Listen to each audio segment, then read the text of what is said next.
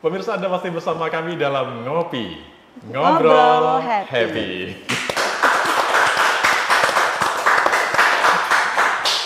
Tamu kita hari ini memang luar biasa ya, Iya. orang-orang hebat dari GMNI, dari beberapa obrolan sebelumnya. Alumni Ini mas, Alumni. alumni ya, GMNI. oh iya, maksudnya alumni, mohon maaf. Dari alumni GMNI, semakin lama itu ternyata semakin menarik, semakin banyak hal yang perlu atau saya itu semakin ingin tahu ya. Kepo kan Duh, pasti. iya, seperti tadi yang sudah kita tanyakan ya. Apa tadi namanya? Noto bolo, noto konco.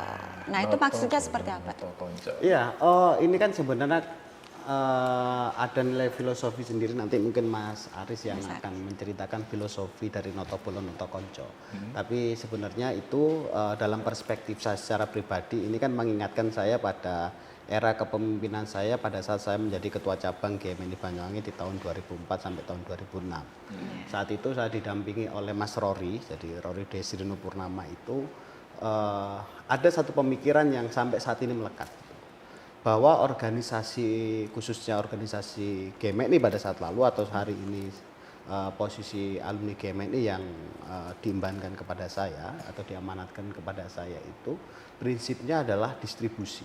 Jadi Mas Rory itu pernah menyampaikan bahwa membangun organisasi itu tidak akan mungkin besar kalau ini cuma searah doang nih, gitu. Cuma satu kelompok saja gitu. Oh gitu.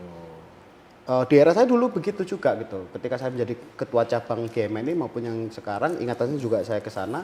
Jadi Mas Rory itu menyampaikan kalau membangun organisasi kalau cuma satu kelompok saja, ya sudah hebatnya di satu kelompok Iya. itu saja gitu. Nggak mungkin akan bisa survive.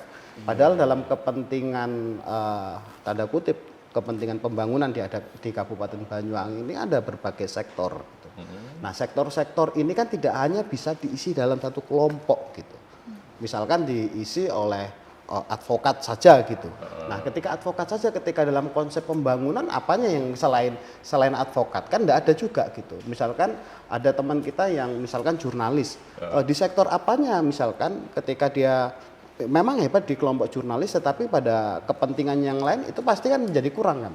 Sehingga Mas Rory itu menyampaikan rangkulah semua gitu, rangkulah semua, dan hari ini saya kembangkan dalam filosofi yang disampaikan Mas Aris kepada saya itu, yuk kita mendistribusikan dari semua yang ada ini kepada semua, kira-kira begitu. Iya. Nah sekarang Mas Untuk Aris Mas nih Aris ya. ini. Noto Bolo Noto Konco tadi itu maksudnya apa? Kemudian dulunya gimana sih kok bisa muncul kata-kata Noto Bolo Noto Noto Konco? konco. Ya, seperti tadi yang disampaikan Mas Hari, memang saya nggak tahu istilahnya filosofi atau apa, tetapi memang kita melihat bahwa kondisi hari ini itu sangat memang memungkinkan untuk melakukan itu. Jadi kita noto bolo, bolo itu kan banyak orang, gitu kan. Nah, ketika berbicara bolo itu kan tidak hanya dari satu kelompok saja sebenarnya. Ayo kita menghimpun sebuah kekuatan dari manapun gitu kan. Kita berkampanye atau kita berkomunikasi dengan mereka, melakukan konsolidasi untuk menjadi sebuah kekuatan bersama-sama. Nah, ketika ini sudah muncul sebuah kekuatan, nah, ketika menata konco, noto konco ini kan ya tidak semua bolo yang yang kita punya, berarti dari 100 itu harus 100 kita tata itu Kita kan enggak, tata, tetapi ya. ada beberapa yang harus kita prioritaskan untuk kepentingan-kepentingan bersama. Jadi itu sih sebenarnya gitu kan. Noto Bolo ini kan dari semua yang dulu terpisah, itu kan pasca berGMNI terus bisa mau aktivitasnya apa, yang kemarin mungkin punya konflik secara personal dan sebagainya, punya kepentingan-kepentingan di partainya masing-masing, di usahanya masing-masing, yang jadi kontraktor selama ini saling bersaing gitu kan. Nah, oke, bersaing untuk kebersamaan itu. Jadi ayo kita kumpul jadi satu itu kan. Bolo-bolo ini yang dulunya terpisah jadi satu, kumpul lah. Ayo kita ngobrol, diskusi, berkonsolidasi untuk siapa sih yang akan kita tata ke depan untuk menjadi yang kita memunculkan ibarat apa ya? Ibarat jualan itu kita memunculkan produk yang terbaik kayak gitu, gitu aja. Iya. Tapi kalau dilihat ya Noto Bolo, Noto Konco dalam arti dari berbagai misalnya berbagai partai ya, dari berbagai latar belakang. Ini pasti mereka ketika datang dikumpulkan kan punya kemauan, konsep pemikiran yang konsep yang beda-beda ya. berbeda-beda. Nah, ini untuk bisa munculkan satu yang sepakat gitu, Seberapa sih susahnya Mas? Aslinya butuh proses juga ya Mas. Iya, ya gampang-gampang susah lah gitu kan. Ya sama ketika kita bergame ini dulu gitu kan. Punya kepentingan masing-masing, masuk game ini ada yang punya kepentingan berbeda-beda gitu kan. Nah, yang dalam konteks di game ini. Nah, sekarang hari di PA ini di Persatuan Alumni ini kan konteksnya adalah konteks kepentingan. Kepentingan, Gitu kan.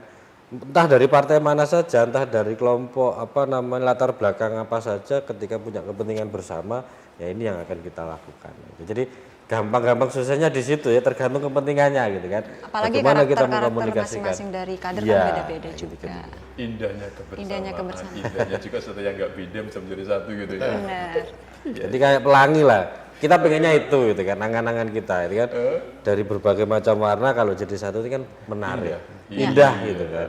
Tidak hanya satu warna saja gitu-gitu. Keren ya. Ya indah. Ini harapan kita itu seperti itu. Karya masing-masing. Iya, kita masih punya banyak pertanyaan ya. Benar. Nah, ini ada pertanyaan. Untuk bisa saling membantu teman apa saja yang dilakukan Iya. kader-kadernya? Jadi berangkatnya adalah kebutuhan secara kolektif gitu. Lagi-lagi Secara kebutuhan ya, bersama-sama. Mas? Iya, kebutuhan bukan kewajiban. Istilah noto itu bukan kemudian kawan-kawan yang menggantungkan dalam organisasi, tidak. Tetapi semuanya ini berposisi sebagai penjaga gawang, kira-kira gitu tanda kutip penjaganya. Kami yang akan para penjaga-penjaga itu melakukan manajemen sebagaimana domain yang memang itu wilayah kerjanya, kira-kira gitu. Nah, konteks noto bolo, noto konco ini kami coba nanti memang berangkat dari kebutuhan apa sih yang diinginkan oleh pemerintah Kabupaten Banyuwangi hari ini misalkan. Misalkan dalam konteks kepartean, kami sangat bermimpi bahwa 50 anggota DPR itu kedepannya itu diisi oleh orang-orang alumni GMNI Banyuwangi. Ya syukur-syukur bisa setengah lebih lah, kira-kira begitu. Iya. Dengan itu tentu kami akan bangga dan saya pikir ini juga sama dicita-citakan oleh organisasi yang lain. Dan kami juga sangat berharap bagaimana pendopo itu yang duduk di sana adalah alumni dari GMNI Banyuwangi. Nah, Gitu ya. Siapa tahu Mas Hari nanti ya. Nah, ya, benar ini. itu apa kata alam semesta ya, Oh, kira-kira. gitu ya. Iya. Dan di berbagai kampus juga begitu. Jadi konsensus dari prinsip noto bolo noto konco ini bukan dalam paradigma sektoral, tidak. Jadi kamu kalau mau masuk di wilayah ini kamu harus manut dengan saya, seperti itu. Karena kami sudah dewasa, kami sudah matang di persoalan organisasi, kami sudah paham terhadap pesan ideologi dari Bung Karno. Jadi menggantungkan kepada organisasi adalah hal yang tidak baik. Tapi bagaimana kita mampu menghidupkan, menjadikan organisasi ini sebagai mercusuar. Tatkala organisasi ini sudah bisa menjadi mercusuar, maka di dalam organisasi itu akan dipenuhi oleh sekumpulan-sekumpulan bunga mawar yang saya pikir tidak mungkin bunga mawar itu memanipulatif baunya, mempropagandakan baunya. Tetapi mawar-mawar itu dengan sendirinya akan harum. Dan itu pasti akan ditangkap oleh sekian banyak komponen-komponen yang mungkin berkepentingan terhadap harum-harum dari bunga mawar itu. Jiwa sastrawannya keluar nih ya. Iya loh ya. Ini kita ngomong tentang bunga, tentang mawar, tentang harum ya. Ini dalam arti harum berarti kan sesuatu yang sangat membanggakan. Iya. Ini kalau ngomong-ngomong tentang sesuatu yang membanggakan, boleh juga dong tahu dari alumni KMNI ya. Ini kalau kita ngomong harum, kemudian bisa ditekan tokoh lah, pasti ada ya. Saya juga jadi pengen tahu nih ya, kalau di wilayah Banyuwangi sendiri ini atau alumni yang sudah dilahirkan dari GMNI, alumni GMNI itu siapa saja sih? Iya, misalkan masih banyak tentu. Di DPR RI perwakilan dari Dapil 3 itu ada Mas Soni Tridana Paramita. Itu adalah alumni GMNI, bahkan itu ketika saya jadi ketua cabang sama Mas Aris ini. Jadi Mas Aris dulu yang jadi ketua cabang, kemudian saya gitu. Itu sekjennya Mas Soni Tridana Paramita itu. Kemudian ada Mas Supriyadi yang sekarang ketua Partai Nasdem itu. Kemudian ada Mas Andang Subaryanto, Rektor Untak Banyuwangi, ada Mas Eko Sukartono, dan ada beberapa nama yang lain. Kira-kira ada Cak Pono dan Mas Haryono yang sekarang aktif di luar kota dan seterusnya. Jadi Banyak sekali iya, nama. jadi Itu banyak. ternyata nama-nama yang sudah familiar dan sangat tidak asing ya. Betul. bisa dikatakan saya tahu semuanya loh ternyata. Itu Iya, dari bahkan ahli GMI kalau di semuanya. sastrawan itu ada Fata Yasin Nur, itu juga senior kami. Senior gitu. dari GMI. Di pers itu ada Mas Enot, kemudian Mas Gatut gitu kan, dan seterusnya. Wah, luar biasa. Ada Mas Didi yang Didi, tidak disebutkan, ya. Mas Didi Suharyanto, Rektor UBK. Rektor UBK. Jadi memang itu kalau Mas Didi memang dia mantan ketua cabang pertama ya. Oh enggak, ketua cabang tahun 96 kalau nggak salah. Ya, setelahnya Mas. Oh ya, setelah Mas Haryono. 95, 96. Setelah Mas Haryono. Nah, itu kalau yang alumni sekarang udah bisa dikatakan menjadi tokoh ya. Nah, ini kalau misalnya untuk teman-teman atau dari GMNI yang masih duduk di bangku kuliah. Kuliah atau Nah, sekolah. ini bagaimana cara menyikapi mereka atau mengarahkan mereka dalam kedepannya? Iya, kalau saya berangkatnya dalam perspektif saya itu adik-adik GMNI Banyuwangi khususnya itu harus terus berdinamika kira-kira begitu, dinamika secara dalam konteks pengorganisasian. Jadi yang pertama adalah jangan pernah selesai mengamati sesuatu hal kira-kira gitu. Kemudian jangan pernah selesai memikirkan terhadap apa yang telah diamati. Selama itu benar, maka silakan dikawal.